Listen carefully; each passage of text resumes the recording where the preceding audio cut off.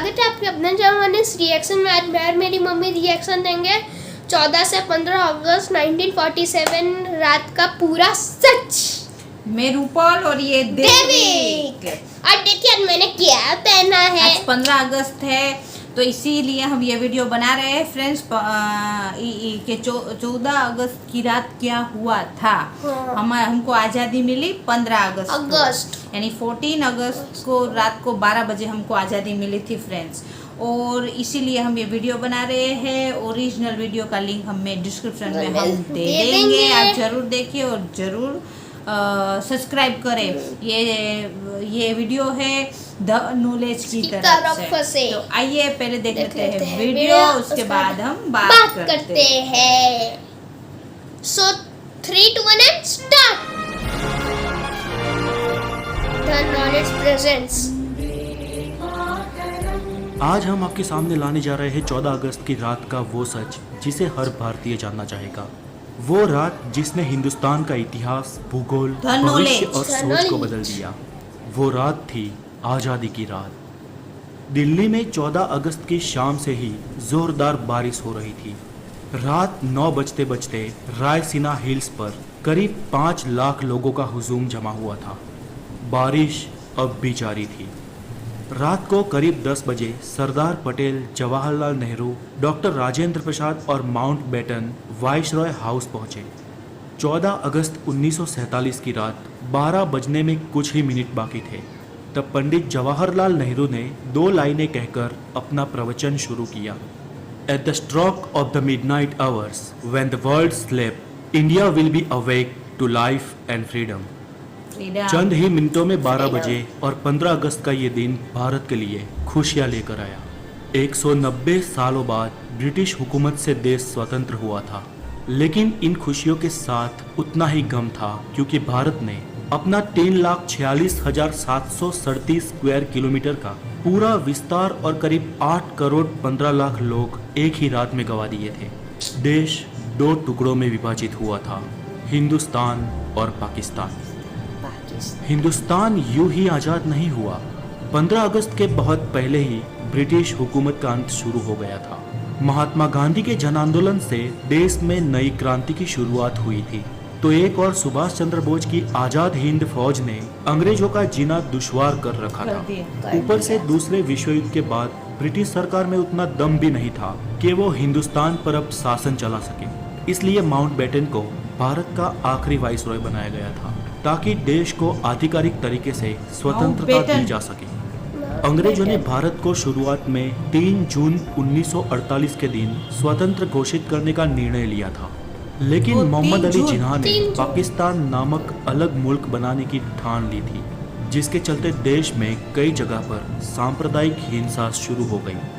बिगड़ती परिस्थिति को देख अंग्रेज भारत को हो सके इतना जल्दी स्वतंत्र राष्ट्र घोषित कर देना चाहते थे, क्योंकि अंग्रेजों को भी भारत को आखिरकार एक टुकड़े में नहीं लेकिन 2 टुकड़े में विभाजित करना था।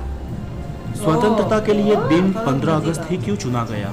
तो इसमें ऐसा है कि सिर्फ हम भारतीय ही शुभ और अशुभ में नहीं मानते थे, बल्कि अंग्रेज भी उतना ही मानते थे। माउंट बेटन मानता था कि 15 अगस्त का दिन शुभ है, क्योंकि 15 अगस्त 1945 के दिन ही जापान ने शरणागति स्वीकारी थी और इसके ऑफिशियल साइन 2 सितंबर को हुए थे। इसलिए बेटन के अनुसार 15 अगस्त का दिन मित्र राष्ट्रों के लिए शुभ था। तो फिर रात 12 बजे के वक्त को ही क्यों तय किया गया? तो इसके लिए भारतीय ज्योतिषियों का मानना था कि वो वक्त देश की स्वतंत्रता के लिए शुभ है। तय किया गया था कि पंडित नेहरू को अपनी स्पीच रात 12 बजे से पहले ही समाप्त कर देनी है और रात 12 बजे शंखनाद के साथ भारतीय लोकतंत्र की शुरुआत होगी। ठीक वैसा ही हुआ। 15 अगस्त की सुबह 8:30 पर पंडित नेहरू और उनके कैबिनेट ने पद और गोपनीयता की शपथ ली। रात की लगातार बारिश के बाद सुबह आसमान बिल्कुल साफ था। लोग बेसब्री से इंतजार कर रहे थे आज़ाद भारत के तिरंगे को लहराते हुए अपनी आंखों से देखने का। देश के तिरंगे को सबसे पहले जवाहरलाल नेहरू ने रात को 12 बजे ही पार्लियामेंट सेंट्रल हॉल में लहराया था और दूसरी बार सुबह 8:30 पर भव्य राष्ट्रध्वज को जनता के सामने ब्रिटिश राष्ट्रध्वज को उतारकर लहराया गया।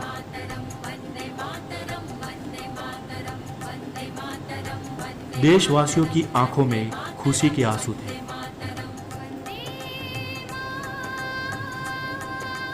आज़ादी के बाद 15 अगस्त के दिन ही एक साथ अंग्रेजों ने देश को नहीं छोड़ा।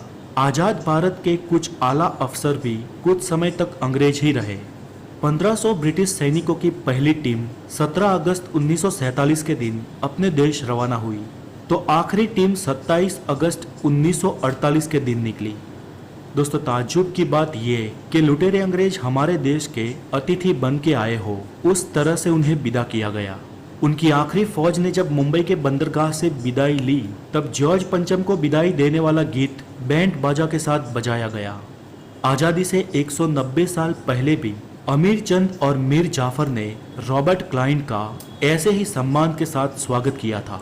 और फिर क्या हुआ? प्लासी का युद्ध और 190 साल की परतंत्रता। फिर भी हम भारतीय नहीं सुधरे। अतिथि देवो भव के सूत्र को हमने आज भी नहीं छोड़ा। फिर वो अतिथि वाकई देवतुल्य हो या हमें लूटने आया हो। दोस्तों, आज के लिए इतना ही, और देश की इस स्वतंत्रता की कहानी को ज़्यादा से ज़्यादा शेयर करने की आपकी जिम्मेदारी है। और इस वीडियो को हो सके इतने लाइक, हो सके इतने कमेंट दीजिए। और अगर आप नए हैं तो द नॉलेज को जरूर सब्सक्राइब करें। सब्सक्राइब जरूर करें फ्रेंड। जय हिंद, वंदे मातरम। जय हिंद, वंदे मातरम। हाँ फ्रेंड्स, तो ये हमारा देश जब आज़ाद हुआ था अंग्रेजों से, उसका ये वीडियो है फ्रेंड, द नॉलेज की तरफ से। बहुत अच्छा वीडियो है। तो जिस दिन हमारा देश आज़ाद हुआ था उस बारे में ये वीडियो है, यानी 14 अगस्त और 15 अगस्त की ये वीडियो, मतलब ये उसके बारे में हमको बताया गया उसकी वीडियो है फ्रेंड। और वीडियो बहुत अच्छी थी। तो ये देखो, इसमें बताया गया अतिथि देवो भव। हम लोग भगवान, मेहमान को भगवान का रूप मानते हैं, पर ऐसे अंग्रेजों को हम भगवान का रूप क्यों मानते पता नहीं है। जब आए तभी भी हम उसका बैंड बाजा से स्वागत किए, और जब गए तभी भी 190 साल की ये हमको गुलामी करवा के गए थे हमारे देश से, फिर भी उसको बैंड बाजा के साथ मुंबई बंदरगाह से हम लोग इसको क्या है निकाले ही बोले जाएंगे ना, बैंड बाजा से। तो हमको इसी तरह ये आज़ादी मिली फ्रेंड्स। और आज़ादी हमको मिली, उसमें बहुत लोगों का हाथ है फ्रेंड्स। और बहुत लोगों ने, हमारे गांधी जी है, सरदार वल्लभ भाई पटेल है, फिर ये सुभाष चंद्र बोस थे। उसका तो एक बहुत फेमस नारा है, तुम हमें आज़ादी दो हम तुम्हें खून देंगे। ऐसा ही कोई नारा है ना बाबू? कौन सा नारा है वो? तुम हमें आज़ादी दो हम तुम्हें खून देंगे। तुम हमें खून दो मैं तुम्हें आज़ादी दूंगा, ऐसे कुछ नारा भी है फ्रेंड्स। ऐसे ही है, मतलब कुछ ऐसे ही। भूल गया बाबू, अभी ऐसे लिखा था थोड़े दिन पहले। तो ये तो उन लोगों का बहुत बड़ी कुर्बानियाँ दी है फ्रेंड्स, तभी आज हम ये आज़ादी का जश्न मना रहे हैं फ्रेंड्स। और क्या वाकई में हम लोग आज़ाद है फ्रेंड्स? हम लोग अंग्रेजों से तो आज़ाद हो गए हैं, पर अभी भी हमारे देश में कई छोटी छोटी सोचें हैं जिससे हम आज़ाद नहीं हुए हैं फ्रेंड्स।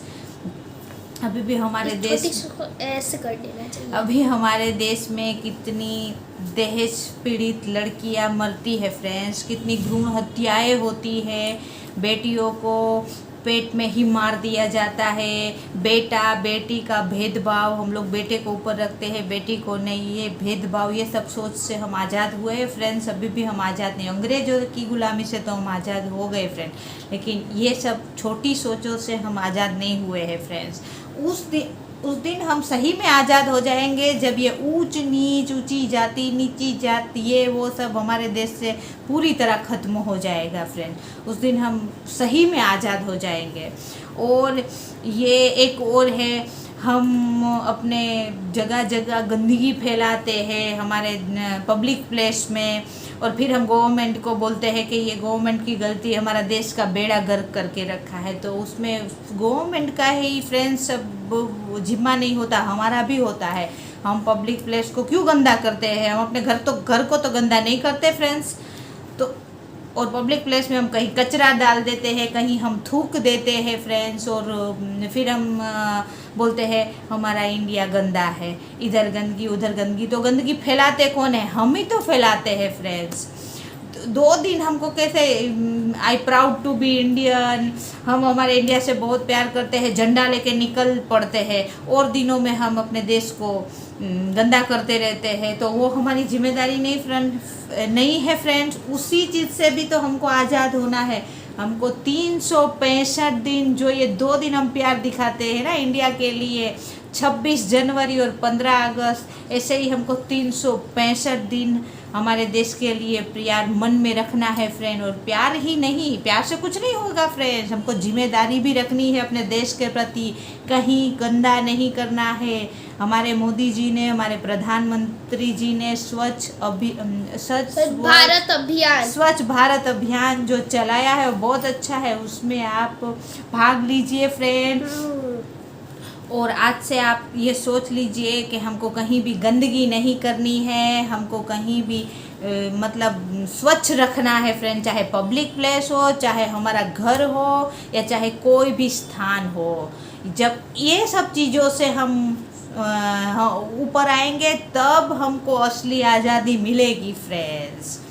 और ये वीडियो बहुत अच्छी थी, और आपको भी बाबू बदमाशी नहीं, ये वीडियो बहुत अच्छी थी और आपको भी हमारा रिएक्शन अच्छा लगा हो तो लाइक करना, सब्सक्राइब जरूर करना, लाइक जरूर करना फ्रेंड, और सब्सक्राइब भी करना।